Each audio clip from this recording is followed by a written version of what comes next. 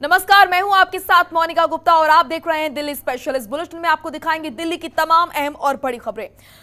शुरुआत करेंगे इस वक्त की बड़ी खबर से। खान चाचा रेस्टोरेंट मामले में चीन और हांगकांग से आ रहे थे ऑक्सीजन कंसंट्रेटर। इस वक्त की बड़ी खबर, खान चाचा रेस्टोरेंट मामले से जुड़ा ये बड़ा अपडेट आप तक पहुंचा रहे हैं। चीन और हांगकांग से आ रहे थे ऑक्सीजन कंसंट्रेटर। आपको बता दें कि रेड के दौरान छतरपुर फार्म हाउस पर था नवनीत कालरा। दिल्ली पुलिस ने फार्म हाउस पर छापा मारा। अब हरिद्वार के पास मिली लास्ट लोकेशन। नवनीत कालरा की तलाश में जुटी है पुलिस। इस वक्त ये बड़ी और अहम जानकारी आपके सामने। चिराग गोटी एसोसिएट एडिटर हमारे साथ जुड़ चुके हैं इस वक्त। चिराग, क्या कुछ जानकारी मिल रही है, क्या कुछ अपडेट इस पूरे मामले में? देखिए, पुलिस ने अभी 2-3 दिन पहले ही छतरपुर में छापा मारा था। इसके अलावा इनका जो रेस्टोरेंट है टाउन हॉल के नाम से, खान चाचा में भी जो है ये मालिक है। उसके साथ साथ जो देगू रेस्टोरेंट है लोधी कॉलोनी में, 3 इनके रेस्टोरेंट हैं जो अभी तक पता चले हैं। तीनों जगह जो है रेड की जा चुकी है और तीनों ही जगह एक तरह से कहा जाए ऑक्सीजन कॉन्सेंट्रेटर भी बरामद हुए 500 से ज्यादा। और ऐसे में ये भी साफ हुआ है कि कई हाई प्रोफाइल लोगों से कालरा के संपर्क हैं, संबंध है और ऑब्वियसली वो तमाम जुगत लगा रहा है। अभी भी कई लोगों के संपर्क में इस तरह की जानकारी मिली है, कई लॉयर्स के संपर्क में अपने, और कई जगह रेड भी की गई है पुलिस ने, लेकिन उसका कुछ अता पता भी है नहीं। कुछ लोकेशन उसकी मिली है, डिफरेंट अलग अलग जगहों पर लोकेशन मिली, जिनमें हरिद्वार भी एक जगह है। तो अभी पूरे परिवार के साथ वो गायब है और पुलिस को उसकी तलाश है। क्राइम ब्रांच इस पूरे मामले को देख रही है, क्योंकि पहले साउथ डिस्ट्रिक्ट इस पूरे मामले को देख रही थी, लेकिन जिस तरह से ये पता चला कि काफी बड़ा मामला है और ऐसे में अब इन्वेस्टिगेशन जो है वो लगातार इस मामले में की जा रही है, तो यही उम्मीद की जानी चाहिए कि जल्द इसकी गिरफ्तारी होगी। चलिए, शुक्रिया आपका चिराग तमाम महत्वपूर्ण जानकारी के लिए। तो वहीं दिल्ली के मुख्यमंत्री अरविंद केजरीवाल ने प्रेस कॉन्फ्रेंस कर दिल्ली में लॉकडाउन बढ़ाने का ऐलान कर दिया है। दिल्ली में अब अगले सोमवार सुबह 5 बजे तक के लिए लॉकडाउन रहेगा। साथ ही पाबंदियों में सख्ती भी की जाएगी। देखिए रिपोर्ट।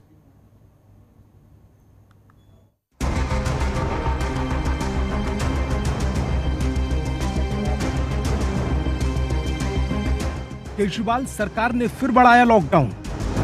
अब 17 मई सुबह 5 बजे तक दिल्ली लॉक। इस बार मेट्रो सेवा भी रहेगी बंद। सार्वजनिक जगहों पर नहीं हो सकेगी शादी। दिल्ली में कोरोना की रफ्तार को थामने के लिए लगाया गया लॉकडाउन अब 1 हफ्ते के लिए और बढ़ा दिया गया है। सीएम अरविंद केजरीवाल ने प्रेस कॉन्फ्रेंस कर कहा है कि लॉकडाउन अगले सोमवार यानी 17 मई सुबह 5 बजे तक लागू रहेगा। साथ ही ये भी कहा है कि इस बार लॉकडाउन ज्यादा सख्त होगा ताकि संक्रमण की रफ्तार को काबू में किया जा सके। कोरोना के केस कम तो हुए हैं, लेकिन अभी भी बहुत हैं। 23% अभी भी संक्रमण दर है। अभी ढिलाई नहीं दी जा सकती, अभी समय नहीं आया है ढिलाई देने का। तो सबका ये मानना है कि अभी लॉकडाउन को और एक्सटेंड करने की ज़रूरत है। अभी और इस कड़ाई को अभी थोड़े दिन और बरकरार रखने की ज़रूरत है। अभी 1 हफ्ते का लॉकडाउन और बढ़ाया जा रहा है। कल सुबह 5 बजे ये लॉकडाउन ख़त्म होना था, लेकिन अब ये अगले सोमवार को 5 बजे तक के सुबह 5 बजे तक के लिए बढ़ाया जा रहा है। इस बार के लॉकडाउन में पाबंदियों की बात करें तो दिल्ली में सोमवार से मेट्रो नहीं चलेगी। इसके अलावा किसी भी मैरिज हॉल, बैंक्वेट हॉल या होटल में शादी नहीं हो सकेगी। शादी करने पर पाबंदी नहीं है, लेकिन शादी सिर्फ घर या कोर्ट में ही हो सकेगी। अभी तक शादियों में 50 से ज्यादा लोगों के शामिल होने की इजाजत थी, लेकिन अब 20 से ज्यादा लोग इकट्ठे नहीं हो सकते। शादी में डीजे, टेंट, कैटरिंग की इजाजत नहीं है। हालांकि अब दिल्ली में 26 अप्रैल के बाद से कोरोना के केस कम होने की बात कही जा रही है। पिछले दिनों जो पॉजिटिविटी रेट 35% था, वो अब घटकर 23% रह गया है। लॉकडाउन लगाने की वजह से और भी अन्य कई कारणों की वजह से 26 अप्रैल को आके 35% पॉजिटिविटी रेट बढ़ गया था। 35% बहुत ज़्यादा होता है। मतलब 100 लोगों का अगर हम टेस्ट करते थे तो 35 लोग उसमें पॉजिटिव निकलते थे। 26 अप्रैल के बाद से चूंकि लॉकडाउन लगाया था, एक तरह से थोड़ी सी चेन टूटनी चालू हुई थी इसकी कोरोना की।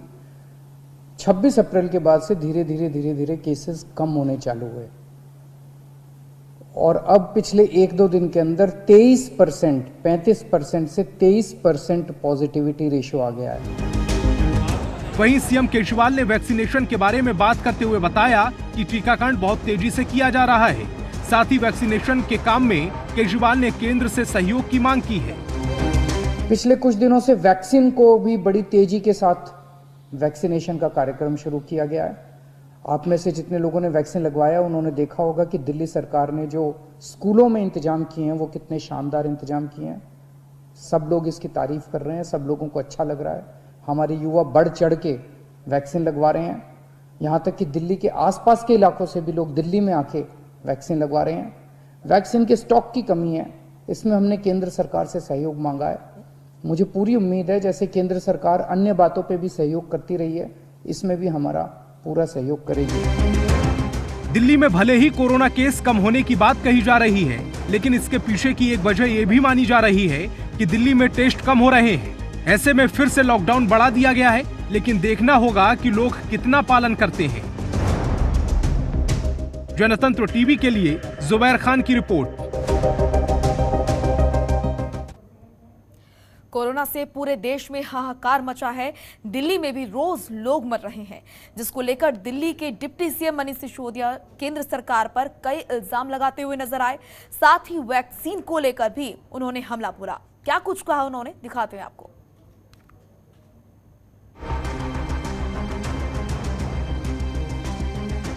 देश के साथ साथ राजधानी दिल्ली भी कोरोना की मार झेल रही है।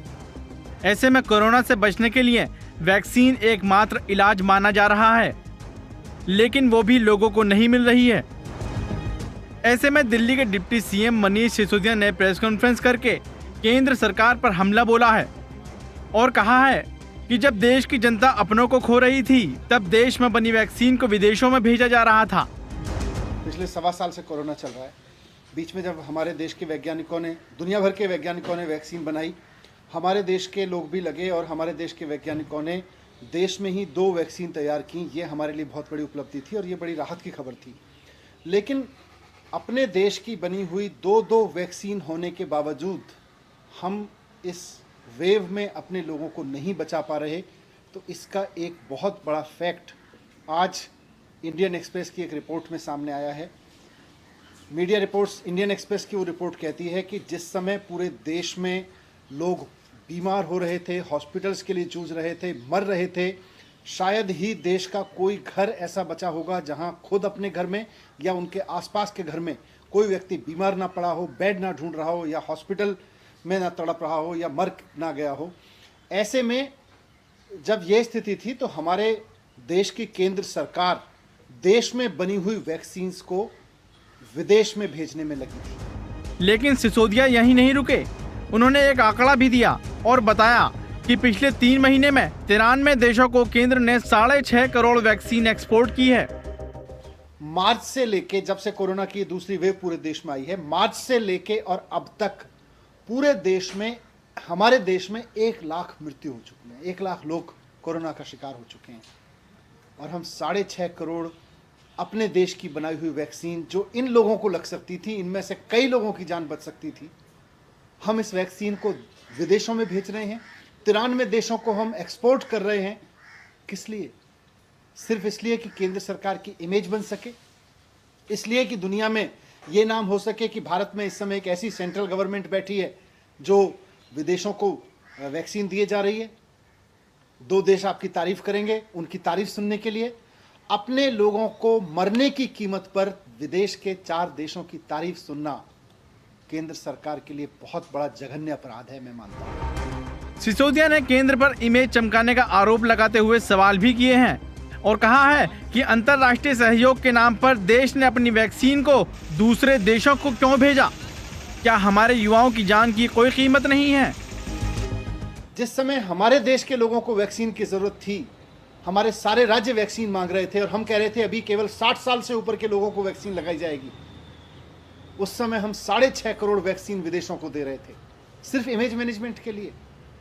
हमें इंटरनेशनल ट्रीटीज का हवाला दे सकते हैं। जब मैं ये बात कह रहा हूं तो कुछ लोग खड़े होंगे केंद्र सरकार के, वो कहेंगे कि साहब इंटरनेशनल ट्रीटीज हैं, इंटरनेशनल सहयोग हमें करना पड़ता है एक दूसरे का। लेकिन इंटरनेशनल सहयोग, आज उसी इंटरनेशनल सहयोग में अमेरिका भी आता है, यूरोप के देश भी आते हैं, फ्रांस आता है, बाकी देश आते हैं, कनाडा आता है।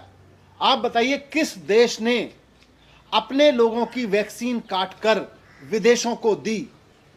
ना अमेरिका ने दी, ना कनाडा ने दी, ना फ्रांस ने दी, ना यूरोप के किसी और देश ने दी। केवल हमारी केंद्र सरकार ऐसी थी जो 93 देशों को अपनी इमेज बनाने के लिए वैक्सीन दे रही थी और हमारे देश में लोग मर रहे थे। दिल्ली के डिप्टी सीएम मनीष सिसोदिया काफी आक्रामक दिखे। उन्होंने केंद्र सरकार के खिलाफ सीधा मोर्चा खोल दिया है। वहीं देखना होगा कि आने वाले वक्त में केंद्र कोरोना से लड़ाई में अपना कितना सहयोग देता है। जनतंत्र टीवी के लिए जुबैर खान की रिपोर्ट। खबरों के निष्पक्ष विश्लेषण के लिए सब्सक्राइब करें Jantantra TV and press the bell icon. Never miss any update.